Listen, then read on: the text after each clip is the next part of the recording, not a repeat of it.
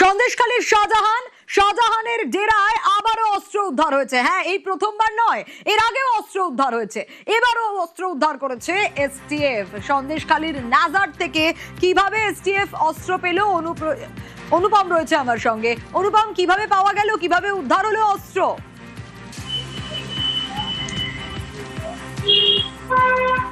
দেখো সোনিয়া, এই যে সন্দেশখালীতে কিন্তু বারবার এই কয়েকদিন ধরে কিন্তু আমরা দেখছি যে সন্দেশখালীর বিভিন্ন এলাকা থেকে কিন্তু এসটিএফ এবং রাজ্য পুলিশের যৌথ উদ্যোগে কিন্তু অস্ত্র এবং গুলি উদ্ধার করছে। ঠিক তেমনই আজকে সকালবেলা 11টা নাগাদ এসটিএফ এর একটি দল সন্দেশখালীর নাজার থানার হরিয়ার এলাকার শ্মশানঘাট সংলগ্ন এলাকায় আসে এবং সেখানে একটি পুকুরের থেকে প্রচুর পরিমাণে আগ্নেয় অস্ত্র এবং কয়েক হাজার রাউন্ড কার্তুজ উদ্ধার করে এবং এলাকা থেকে নিয়ে যায়। এবং এই এলাকা কিন্তু একদম শেখ শাহজাহানের কিন্তু গোপন ডেরা থেকেই কিন্তু উদ্ধার করলো।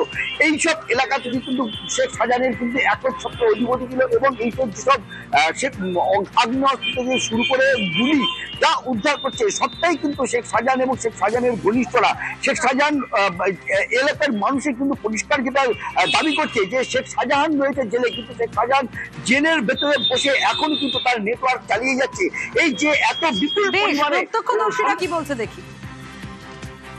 কি দেখেছো? বন্দুক আর ওই আপনার কাটিস এইসব গুলো উদ্ধার হলো। আমাকে ডাকলো, হঠাৎ করে আসলাম, এসে আমাকে লাভালো। আমরা দুজন ছিলাম, আমরা এইসব মালগুলো তুলেছি, এইটুকুই জানি, আর কিছু জানি না।